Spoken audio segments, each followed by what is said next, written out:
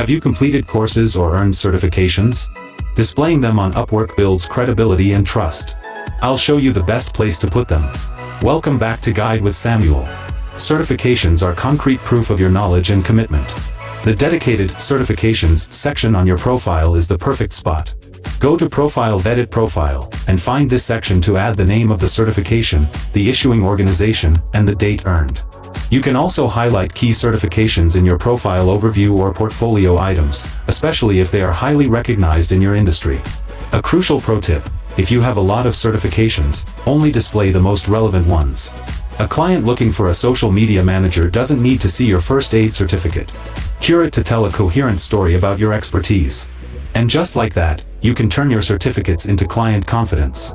Displaying relevant certifications helps you justify your rates and win competitive projects. What's the most valuable certification you've earned? For your final question, subscribe for our next video on how to reset your Upwork password. Thanks for watching.